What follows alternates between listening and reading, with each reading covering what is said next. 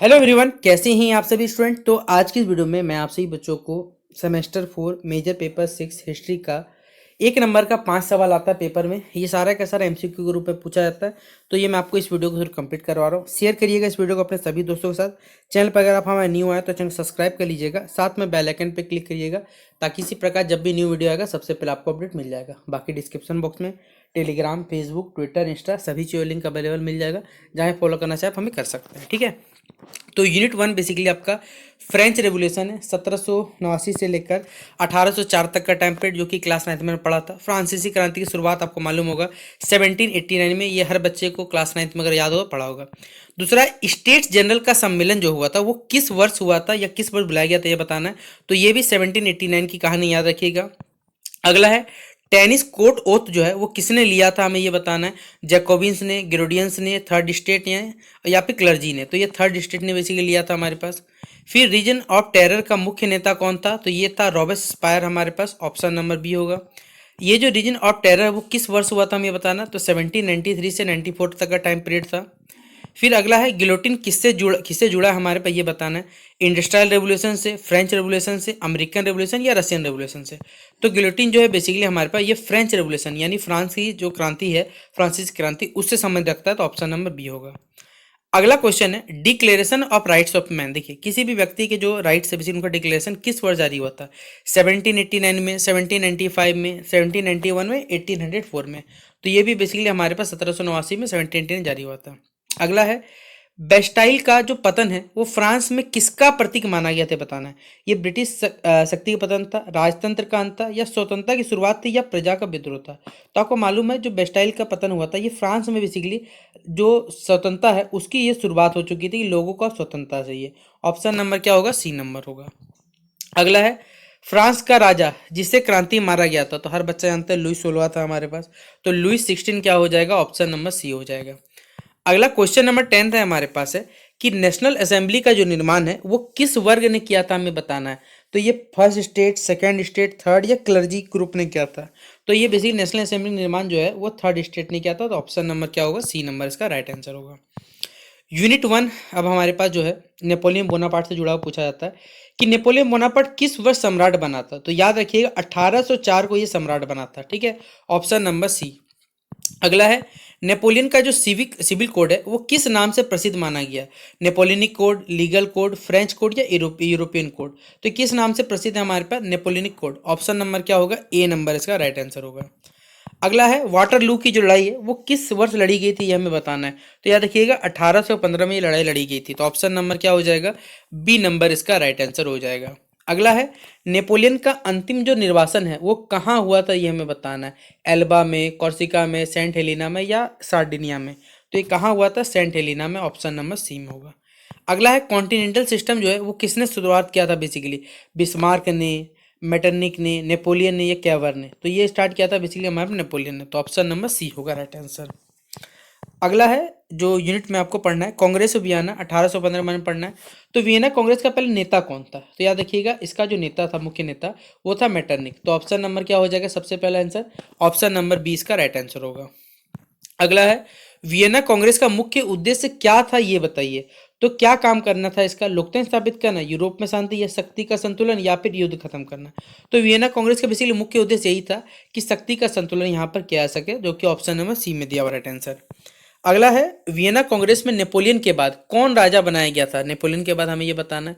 तो याद रखिए जो लुइस 18 था हमारे पास, उसे वहां पर राजा बनाया गया था। तो ऑप्शन नंबर क्या हो जाएगा, बी नंबर इसका राइट आंसर होगा। अगला है, यूनिफिकेशन ऑफ जर्मनी। जर्मनी का जो एकीकरण था उसके बारे में जो सवाल पूछे जाते हैं वो बताता हूँ। पहला सवाल है, जर्मनी के एकीकरण का मुख्य जो शिल्पकार था वो एक आदमी था, ऑटोमन बिस्मार्क। याद रखिएगा, जिससे जर्मनी का फादर कह सकते हैं या एकीकरण करने वाला पिताजी बोलिए। तो ऑटोमन बिस्मार्क। ऑप्शन नंबर क्या हो जाएगा, सी नंबर इसका राइट आंसर होगा। ब्लड एंड आयरन, खून एवं लौह की जो नीति है वो किसने दी थी ये हमें बताना है। तो ये बेसिकली ऑटोमन बिस्मार्क ने दी थी। तो ऑप्शन नंबर क्या हो जाएगा, ए नंबर इसका राइट आंसर होगा। जर्मनी का जो एकीकरण हुआ था वो किस साल हुआ था हमें ये बताना है, ठीक है। एकीकृत कब हुआ था, तो 1871 को हुआ था। इसलिए ऑप्शन नंबर क्या होगा, बी नंबर इसका राइट आंसर होगा। अगला सवाल है, जर्मनी का जो प्रथम सम्राट है वो कौन था हमें ये बताना है। तो याद देखिएगा विलियम वन के नाम से जाना जाता है जर्मनी का प्रथम सम्राट को। अगला है फ्रांसो पर्शियन जो वॉर हुआ था, ये युद्ध जो हुआ था कब हुआ था? तो 1870 से 71 के बीच का टाइम पीरियड था जब ये युद्ध हुआ था। तो ऑप्शन नंबर क्या होगा? बी नंबर इसका राइट आंसर होगा।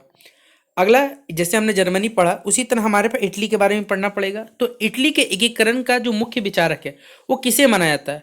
तो जुज़ुप्पे मैज़नी जो है उनको माना जाता है हमारे पास। ऑप्शन नंबर ए हो जाएगा इसका राइट आंसर।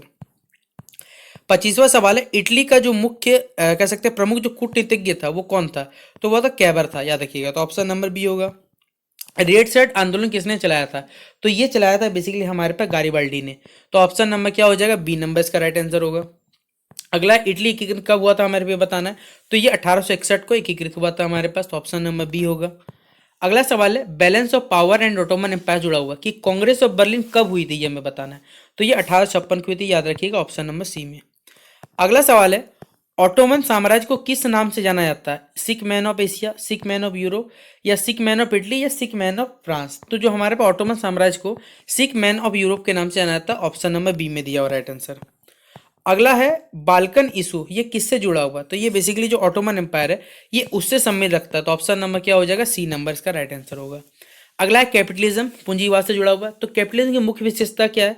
तो भैया ये निजी संपत्ति पर फोकस करने का काम करता है, जो प्राइवेट बेसिकली सबकी प्रॉपर्टीज है उन पर फोकस करता है। अगला है, पूंजीवाद सबसे पहले कहाँ विकसित हुआ? तो एक देश था इसका नाम था ब्रिटेन, ठीक है, वहीं होता। ऑप्शन नंबर सी होगा राइट आंसर। फिर सोशलिज्म, समाजवाद से जुड़ा सवाल है कि वैज्ञानिक समाजवाद के प्रवर्तक कौन है? मार्क्स और एंजल्स हो गया, लेनिन हो गया, स्टेलिन हो गया, फिर ट्रॉट्स्की हो गया हमारे पास। तो वैज्ञानिक समाजवाद के प्रवर्तक जो है मार्क्स और एंजल्स है हमारे पास। तो ऑप्शन नंबर ए होगा राइट आंसर। समाजवाद का मुख्य उद्देश्य क्या है? तो बेसिकली इसका काम ही यही है कि समानता और सामूहिक के जो स्वामित्व है उसको स्थापित करने का ये कार्य करता है। तो ऑप्शन नंबर क्या हो जाएगा? सी नंबर इसका राइट आंसर होगा। यूनिट थर्ड में इंपीरियलिज्म के बारे में पढ़ना है। तो इंपीरियलिज्म क्या होता है? बेसिकली क्षेत्र जो विस्तार है उनकी नीति क्या कहलाती है? इंपीरियलिज्म के नाम से जाना जाता है। तो ऑप्शन नंबर क्या हो जाएगा? बी नंबर इसका राइट आंसर होगा। फिर 19वीं सदी का मुख्य साम्राज्यवादी जो देश है वो कौन है हमारे पास? तो वो है बेसिकली हमारे पास ब्रिटेन। ऑप्शन नंबर क्या हो जाएगा? सी नंबर इसका राइट आंसर होगा। फिर रशियन रेवोल्यूशन, रूसी क्रांति आपको मालूम 1905, 1917, 1914 या 1920? तो ये हो जाएगा हमारे पास 1917, ठीक है। रूसी क्रांति कब हुई थी हमारे पास? 1917 को हुई थी, याद रखिएगा। रूसी क्रांति का नारा जो है वो क्या था? पीस, ब्रेड एंड लैंड के नाम से जाना जाता था, तो उनका मुख्य नाम दिया गया था। तो ऑप्शन नंबर क्या हो जाएगा? बी नंबर इसका राइट आंसर होगा। अगला है, बोल्शेविक जो है वो किस पार्टी के नेता थे, हम बताना। बोल्शेविक नेता कौन थे हमें ये बताना है, ठीक है। तो पहला स्टालिन, लेनिन या ट्रोत्स्की या केंस्की? तो इसके जो नेता थे हमारे पास ये बताना है, तो वो थे लेनिन थे, याद रखिएगा, ठीक है। इसी खानदान लगते पुतिन वाले। फिर डूमा किस देश की राजधानी? तो याद रखिएगा रसिया की जो संसद है उसका नाम है बेसिकली हमारे पास डूमा। तो ऑप्शन नंबर क्या होगा? बी नंबर होगा। अगला, प्रथम विश्व युद्ध कब हुआ था? तो हमारे पास 1914 से 18 टाइम पीरियड जो था, 19 तक का टाइम पीरियड। तो ऑप्शन नंबर बी हो जाएगा। WWI का तात्कालिक कारण क्या था हमें बताना है। तो बेसिकली इसका काम था सारे वेज असेंबलेशन का काम था इसका हमारे पास। ऑप्शन नंबर बी होगा। ट्रिपल अलायंस में कौन शामिल था हमें ये बताना है। तो जर्मनी, ऑस्ट्रिया और इटली, ये तीनों ट्रिपल अलायंस में साझेदार थे हमारे पास, ये बताया गया है। अगला, ट्रिपल एंटेट का मतलब क्या होता है? तो ब्रिटेन, फ्रांस और रशिया कहा जाता है। WWI में रूस जो है वो किस वर्ष निकला था हमें ये बताना है। तो ये बेसिकली बाहर निकल गया तो 1917 को। तो ऑप्शन नंबर क्या हो जाएगा? सी नंबर इसका राइट आंसर होगा। अगला है, वर्साई की संधि किस वर्ष हुई थी? तो याद रखिएगा ये जो संधि हमारे पास है वो 1919 को हुई थी हमारे पास। तो ऑप्शन नंबर क्या हो जाएगा? बी नंबर इसका राइट आंसर होगा। अगला सवाल है, जर्मनी पर युद्ध का जो दोष है वो किस धारा के तहत तो डाला गया था? तो आर्टिकल 271 के तहत डाला गया था। Option number B. वर्साई की संधि के बाद कौन सा संगठन बना था ये बताना है। तो लीग ऑफ नेशंस के नाम से संगठन बना था। जर्मनी की सेना को कितना सीमित किया गया था? तो लगभग ये 1 लाख के अंदर सीमित कर दिया गया था। जर्मनी कौन सा क्षेत्र छीना गया था? याद है कि अलास्का जो लॉयन का क्षेत्र है उस क्षेत्र को छीन लिया गया था हमारे पास। तो ये था आपसे बच्चों का मेजर पेपर 6 हिस्ट्री का। ये पाँच बोरा माफ करिएगा, 1 नंबर के जो 5 सवाल आएंगे पेपर में वो कंप्लीट होता है। तो शेयर कर देना इस वीडियो को अपने सभी दोस्तों के साथ। बाकी बेस्ट विजाब से के लिए मिलते हैं नेक्स्ट वीडियो पे। तब तक के लिए जय हिंद और जय भारत।